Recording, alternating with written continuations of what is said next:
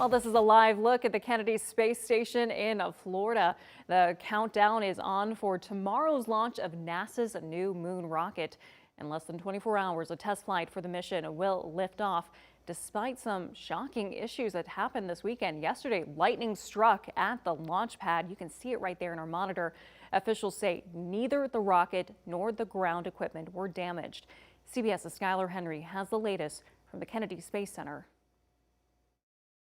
NASA officials confirmed 5 lightning strikes hit the 600-foot towers surrounding the Artemis rocket Saturday.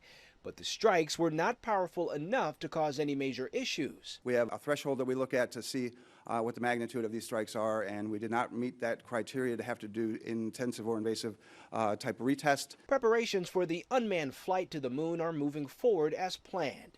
Fueling is scheduled to begin late Sunday, and NASA officials say they're keeping a sharp eye out for hydrogen leaks that caused issues in 2 countdown tests. We've done our best to mitigate all of the concerns with those. Storms have been hitting parts of the Space Coast, but forecasters say there's an 80% chance the weather will be perfect for a Monday morning launch. The 322-foot rocket is the most powerful NASA ever built.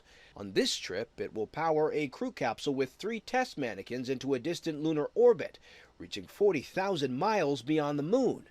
42 days later, it'll splash down in the Pacific.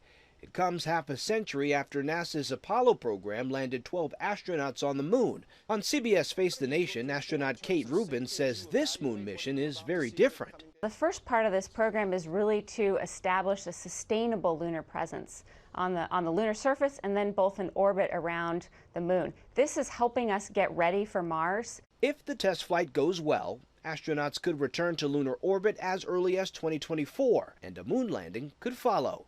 Skylar Henry, CBS News at the Kennedy Space Center.